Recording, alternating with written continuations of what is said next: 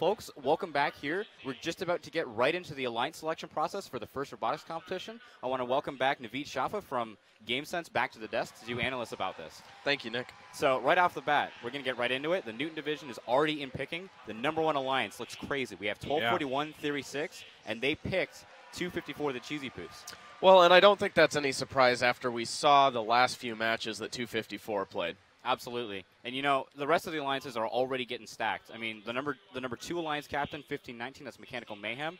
They picked up 118, the Robonauts, our 2015 world champions. Definitely no surprise there, in my opinion. Yeah, I quite agree. The interesting thing, though, was 118 didn't make top 8 on Newton. They happen to be 7th in OPR, which is a metric that is used to calculate a team's contribution to an alliance during qualification matches.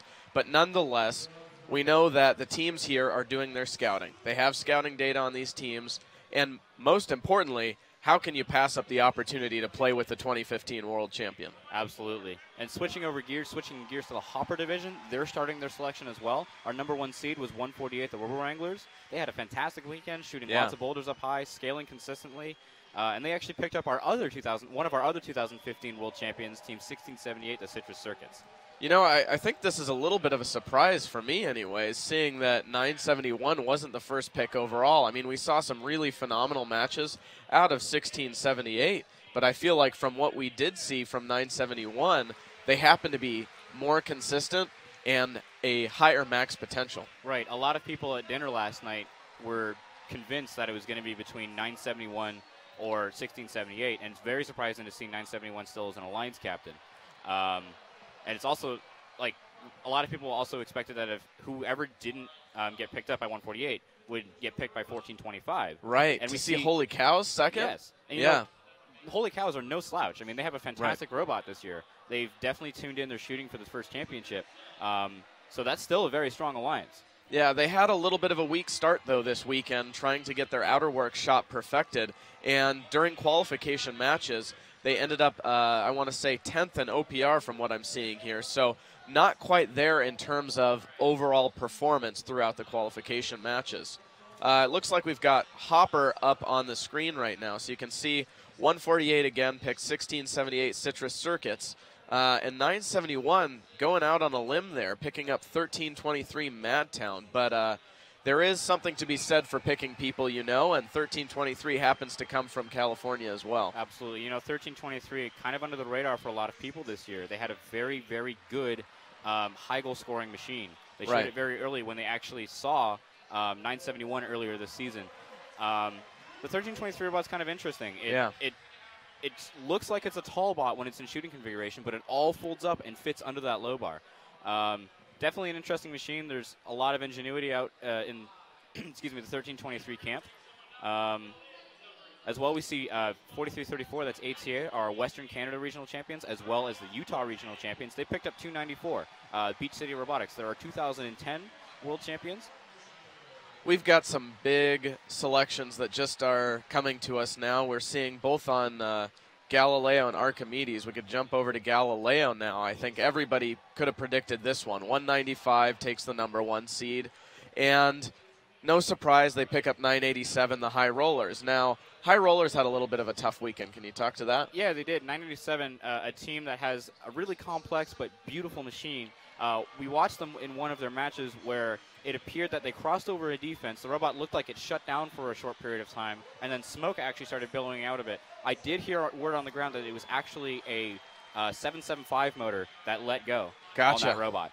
Okay. I don't know where it was on the robot, but that's what the word on the ground was. But well, and the nice thing there, folks, is motors can be replaced. Yes. I mean, there are certainly a lot of other issues that could have arisen that would have been a lot worse. I mean, if you're frying electronics, if you are breaking some sort of appendage on the robot or some structural member, that could be devastating because not many teams have extra components to replace or swap out intakes or shooters, things like that. Right, but we saw 987, the High Rollers, we saw them rebound really well after that. They played really great after they got the robot sorted out yesterday afternoon. Definitely deserving of being the number 1 pick in the Galileo division. You know, I think what's scariest about that lineup right there, they're coming up on their 3rd pick right now in the final pick for the Galileo division. 195 has a 2-ball auto that's really strong. There is the potential for 987 to 2-ball. I don't know if we've seen it this weekend. I haven't personally seen it. Holy cow. Look at that. 195 and 987 just picked up 1197, the Wow. Torbots out of Southern California. They were a bit of a dark horse coming into championship, but Absolutely. they've got something phenomenal to show. 1197 might be one of the only teams at championship to be able to do the drawbridge in autonomous mode. That is a huge, huge win for the #1 Alliance on the Galileo division. They're also in the middle of picking up their 4th robot, a unique thing to the first championship where alliances pick up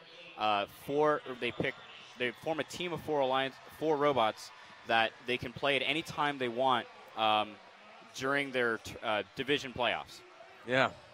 As well, checking in on Archimedes, we see that team 1501 Thrust out of Huntington, Indiana. No surprise on who the #1 pick is. They picked up 1986. That's Team Titanium from Lee Summit, Missouri. Yeah.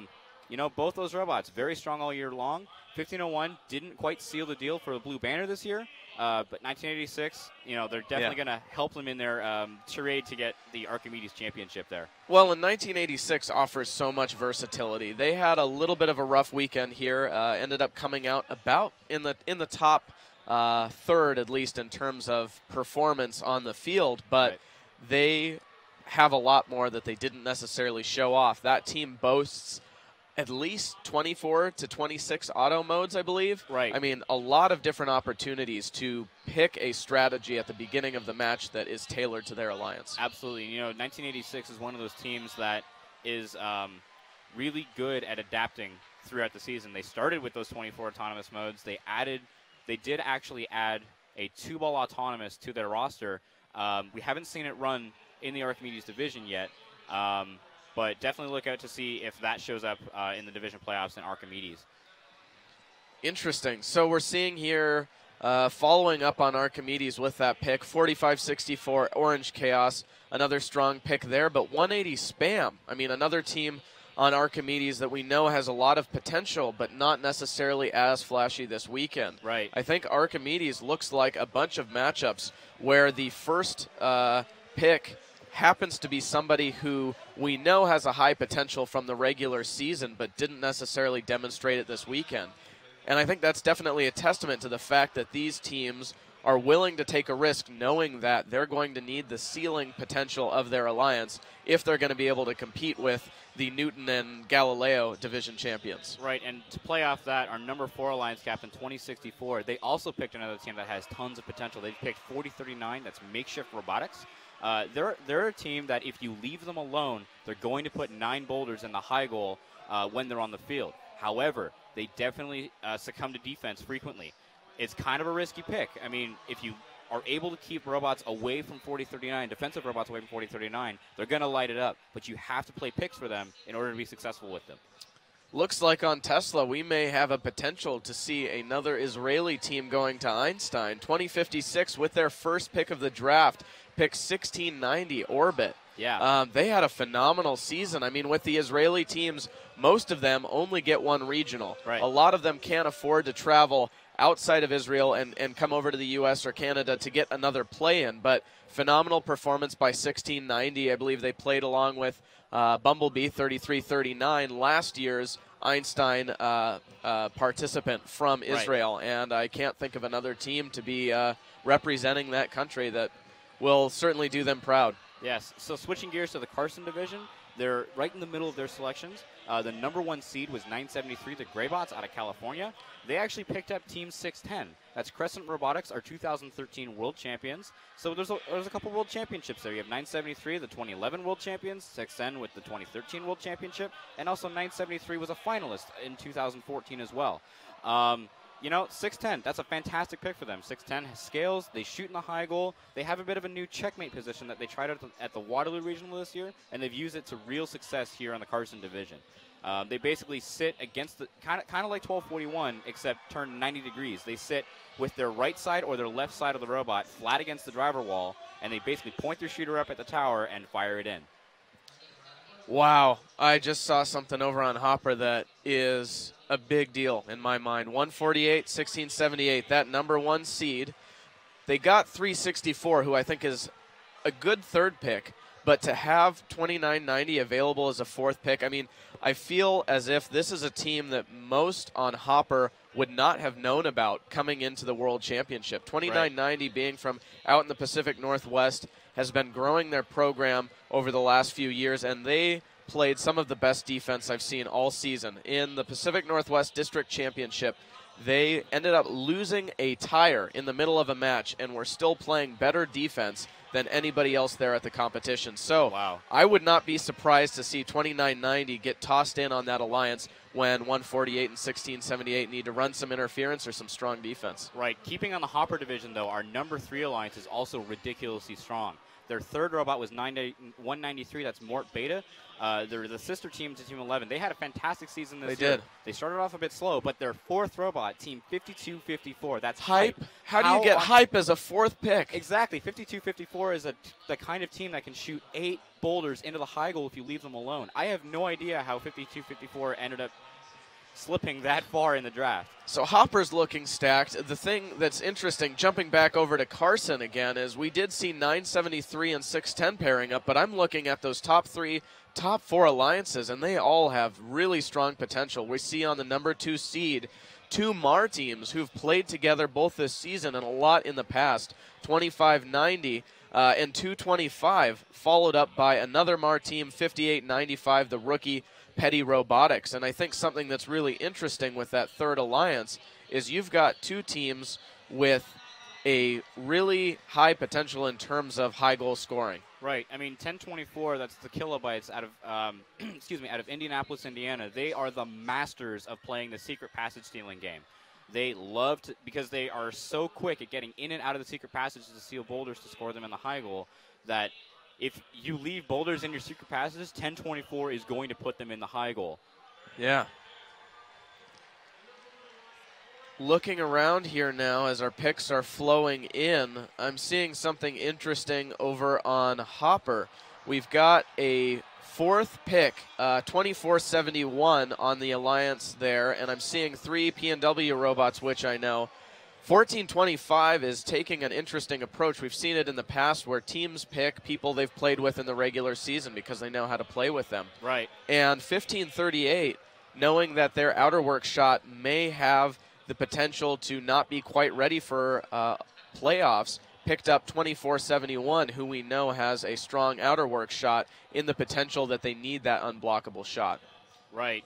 So while we're waiting for picks to flow in real quick, just a quick thing to explain that the playoff structure. So all these 8 alliances are going to play a best-of-3 bracketed tournament. So we'll see 1 versus 8, 2 versus 7, 3 versus 6, and 4 versus 5.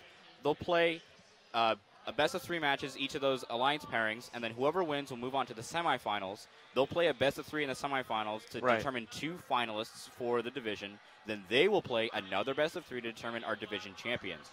Once the division champions are decided, all 8 of those will play another bracketed tournament for on Einstein between 2 fields, the mass field and the energy field. That's going to be quite a show later this afternoon. We've got something interesting, too, over on Carver. I'm seeing 359 dropping to the 8th alliance. 359, somebody we would have expected to perhaps go to at least the first through 4th alliance, but we are seeing a lot of talent up there. 133 picks 230, not a huge surprise there. 230 being number 1 in OPR, right. 133 number 2 in OPR, both of them coming from the New England district and having played together in the past. Right. 330, Beachbots picking up 2481, the Roboteers. That's a fantastic solid alliance right there. I mean, the Roboteers had a really fantastic high goal scoring season, picking up multiple banners. 330 as well, having a successful season. I believe they won a regional with 973, the Greybots. But that number 3 alliance, 2 Hall of Fame teams, Team 27 Rush and Team 1114. These are playoff teams. These are definitely playoff teams. They almost all. I don't think I've ever seen a year where neither of those teams made the eliminations, even the finals in their divisions at the first championship. Interesting thing about 1114, they did not seed well in the Carver division this year. No, they had a tough season overall as well. Mm-hmm. I mean, this is the first time 1114 didn't win a regional since, I believe, 2003. Which was their rookie year, correct? It was their rookie year, yeah. Definitely a little bit of a surprise there. Yeah, I mean, it's not like they don't have a good robot. They have a fantastic robot. They just ran into several bad luck issues and saw some really tough play against them. But 27 is smart enough to know not to count them out right now. And 11-14 brings a new game to the table for playoffs at championship. They never stop iterating. In fact, something big we saw in 2014, they brought in a brand new mechanism, a defensive blocker, to use in playoffs. And I wouldn't be surprised to see some modifications to the robots or some new strategies that we haven't seen out of them yet. Absolutely. Switching gears over to the Carson division, the number 2 alliance, as their 4th robot, they picked up Team 11, another MAR team on that number 2 alliance. Like you said, it's really fantastic for teams to be able to play with teams that they know they can work well together. Yeah. I mean, it's really important for alliances, especially at the first championship, to have synergy. I mean, yes, you can have a collection of really great robots, but if you can't work with them, it's not going to go anywhere for you. Let's take a look at Carver. Coming in right now for us, the 4th alliance, 842 Falcon Robotics Hall of Fame team. Phenomenal robot this year.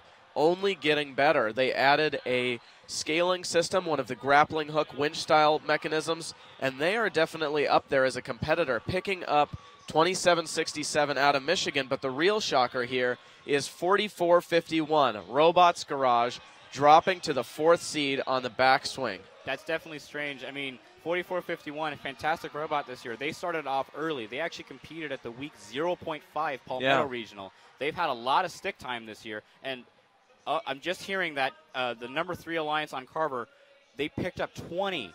Wow. 20 as their 2nd pick. That is amazing how 20 also fell to the 22nd pick of the draft. That's a stacked alliance. I can see the number 3 alliance so far being one of the alliances to beat in the Carver division. Absolutely. I want to talk about Curie for a moment, too, because this is one that we thought we could have seen gone a very different route. In the past, on a field where the number 1 seed is not necessarily the powerhouse, and looking at it, the Buccaneers, 35-46, earned their spot through the qualification matches as that number 1 seed, but the stats show that they were about 10th in OPR. Interesting fact, looking at all of the divisions as a whole, most teams who are in the top 8 of OPR, that metric that ranks teams based on their performance on the field in terms of offensive capabilities, found out that 1 to 3 teams on every division seemed to be in that top 8 and missed the top 8 in terms of seeding and in the draft. For Curie, however, we have 5 teams who are in that top 8 in terms of performance on the field who were not in the top 8 in terms of seeding.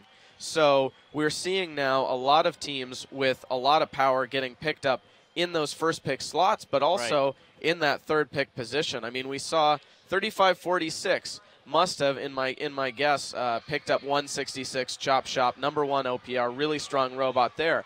They could have gone through and picked a bunch of other robots on the division, forcing them to decline. And now, folks, when you decline, what happens, Nick? Well, there's only one big rule in alliance selection, folks, that when you decline an invitation to join an alliance, you are no longer eligible to be picked by another alliance member. However, you do retain your right to pick. So the strategy that you're talking about is something that we like to call scorching the earth, where basically the number 1 seeded team in a division who may not be the strongest team in the division is wise, and they will make sure that the alliances that form below them are not as strong as they could be by strategically picking teams to make sure they can't pick each other. And the perfect example here, I think I have to say, is the 4th alliance. Look at this. We have 5803 Alliance Captain Rookie out of Pacific Northwest picking 3310 the Blackhawks. Now we know they had some issues along the weekend here. Right, 3310 has definitely had some, appears to be electrical or software issues. Yeah. The robot not always running during the matches, but when they're on, they are on. Yeah. They are a fantastic high-goal scoring machine. Definitely, if the robot keeps running, that number 4 alliance is scary, but definitely the 3rd robot in that alliance. And that's what it's about. 2168, the Aluminum Falcons out of Connecticut. It is incredible that they were able to slip all the way to that 3rd robot position on the number 4 alliance. 2168 out of the New England district. Excuse me. They have a phenomenal robot. It's and they drive it well. Yes. They have the ability to shoot high, shoot low. They're an extremely versatile robot for this number 4 Alliance in the Curie division. That, right now, in my opinion, is the Alliance to watch on Curie. So we're seeing now that most of the alliances are filling up. I want to take a look now back over at Carson. That first alliance managed to get a steal of a 4th robot there with some versatility. Definitely. 973 and 610, both robots that are a bit more versatile in their own respects. Picking up 2474, a great 3rd robot, but 319 as the 4th. I mean, 319 has a strong high goal shooter. They struggled throughout the season to get the accuracy that they wanted and ended up playing at their early district events as a low goal scoring robot. Right. But having that in the 4th robot position, knowing you have the potential to put in another high goal scoring robot of that caliber is nice. 319, the robot is built on a really robust and reliable drivetrain, and that's really important as you get into these later picks to find somebody who has robust, reliable features. I mean, I can definitely see 319 playing some matches that are over in the Carson division because they have proved themselves to be a reliable, robust machine. And when you're playing Stronghold, robots break. It's very, very hard on the robots. So we may see in other divisions as well, we may see teams, the 4th robots, get subbed in, which is not something we've seen a lot of over the past 2 years of having 4-team alliances at the first championship. You know, it's this 4-team alliance thing, as we're filling in the rest of our picks, it's really interesting because it started as an idea to have the alliance captains able to pick their backup robots. Previously, it was at other events, it was the top 8 or so highest ranked teams that were unpicked before the alliance selection. Now you can strategically pick who your 4th robot is, and it's no longer 3 robots who win the World Championship, but it's 4 robots who win the World Championship together as one alliance. And that 4th robot is not just a backup. I mean, I know you mentioned it before. You can swap out your robots. You can have any 3 of the 4 robots on your alliance playing in any given match. Right, and typically through the season when you put in a backup robot per se, once you put them in, they are going to play the rest of the matches, and that's it. Different, though, here, you can play them at any match. You can play them in one match and then decide, you know what, let's try a different strategy and sub back in somebody else for them in the next match. It also offers some breathing room because if a robot is having issues, you don't necessarily need to call in a timeout to fix one of your robots. If you want to hold on to your timeout, you can throw in that backup robot and have them play a match while your 3rd robot is getting fixed up. Right. I just want to point something out. On the Curie division, our number 8 alliance is, again, another one of those surprisingly stacked alliances. You have 694 Stoypulse. You have 3339, that's Bumblebee. Yeah. Another one of our Israeli Einstein teams last year, but they picked up 379, the RoboCats. They definitely had a trying season, but they proved this year at the first championship that the robot was ready to play. A robust, fantastic, beautiful machine from 379 this year. Curie, though, I'm surprised seeing 3339 falling so far. We do see the same with 3310. I mean, both of those robots were considered perhaps 2 of the top 4 or 5 on Curie. The interesting thing to note is we don't have any powerhouses out of this division. So what kind of strategy do you think the Curie teams are going to have to employ when they make it to Einstein? Well, I mean, we do have high goal shooters on the Curie division, but none of them are able to weaken the tower by themselves. So we've been saying all along that the alliance captains on Curie would likely be low goal scorers because they raised the strength of the tower at the first championship to 10, giving more value to the teams that focus on scoring lots of boulders low to get that capture. So you're going to see a combination from Curie, not like you're going to see in the other divisions, that the Curie division champions will play a combination of low and high goals to make sure they get that capture every single match. Something important to note, folks, too, talking about that capture and its importance, come playoffs, the game actually changes a little bit. It changes in terms of the point value. So breaching the defenses and getting a capture has an additional point value associated with it. Right. So, folks, breaching and capturing, they were worth 1 rank point in the qualification tournament. Now in playoffs, since ranking doesn't matter and it's all about win-loss, there's now different incentives. Breaching gets you 20 match points, and breaching is when you cross 4 out of the 5 Outerworks defenses twice. And capturing is where you score a minimum of 10 boulders in the tower and have a minimum or have 3 robots either challenging or scaling that tower. So we're taking a look right now over at the Hopper subdivision. We've got a bracket up here. Looks like 148, 1678, and their alliance are going to be playing the number 8 seeded alliance. I've got to say, their road, looking at this bracket to the Einstein Fields, looks seemingly easy. That top end of the bracket. Right. I mean, the top end of the bracket is definitely not terribly difficult for them. Don't get me wrong. The number 4 and 5 seeds, there's a lot of strong robots there, but we've seen 148 and 1678 have ridiculously strong robots here. But they're going to have to get through that number 3 alliance. That's 971 and 1323, 193 and 5254. The Hopper finals are going to be fantastic. Absolutely. We saw some real power alliances coming out of Newton, and now taking another look at that, I'm seeing that the number 2 seeded alliance managed to pick up 3309, the Friarbots, out of Southern California, as well as 1676, wow, the Pascack Pioneers out of the Mid-Atlantic region. That is a ridiculously strong number 2 alliance on the Newton division. So, folks, it appears that all of the picking is finished. So we've pared down 600 teams to 256, who are all going to advance to their division playoffs. And we'll be back in a little while once those matches start. So stick around here for First Champs Live, and we'll bring you all the best matches coming soon.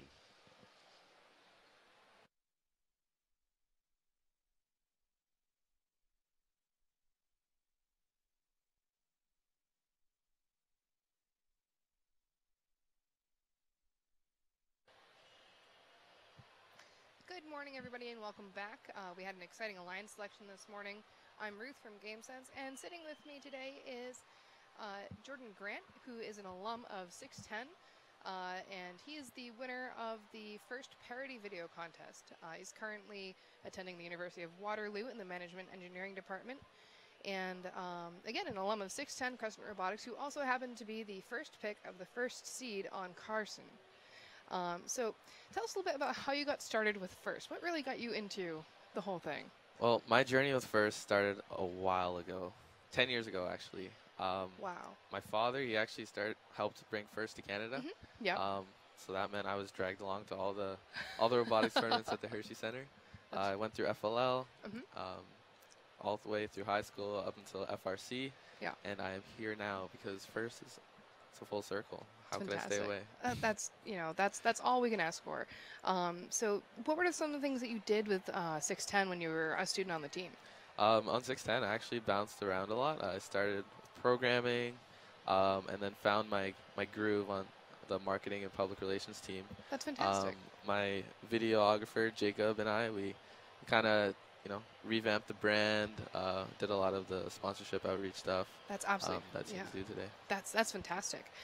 So, I mentioned that you're attending the University of Waterloo, but what else have you gotten up to since you graduated high school? I've been up to a lot, namely making awesome videos, which is one of my favorite hobbies. Lots of fun things to do at Waterloo. We got co-op, we got an excellent curriculum. So thanks to FIRST, I feel like I can keep myself busy in a number of different areas. So it's been great. Awesome. So has music always been something that you've been into, something that you've done forever? Yeah, music is a huge part of my life, as you may have guessed. So I had to incorporate it into FIRST somehow, and thanks to the first parody contest, I was able to do so. That's awesome. So what inspired you to create the parody song? So my mentor, Mr. Lim, he tagged me in a Facebook post. He said, parody contest. And I said, I've been dreaming about this my whole life. So that very night I heard about it in August. I wrote the entire song, and I was really excited to do my video for it later on. That's wow. And so the name of your parody video is One Bot Can Change the World, which is a parody of One Man Can Change the World. Yep. How'd you choose that song? When I was picking my song for the parody contest, I knew I wanted the song to have meaning. One Bot Can Change the World is a fantastic song, a rap song with a lot of meaning, and I thought, it would be a wonderful way to incorporate first. And once the ideas start flowing, they just keep flowing. That's fantastic. So what's in store for you in the future? You know, the next few years, 10 years out, what do you want to be doing? Definitely finishing my engineering degree. More videos coming on the way. Hope to see you guys again next year. Yeah. And, you know, just being a kid and taking it easy. Yeah, and is there anybody you want to give a shout out to for the experiences you've had in first and along the way? Yeah, everyone affiliated with Team 610. Shout out to you guys. My video guy, Jacob Katura.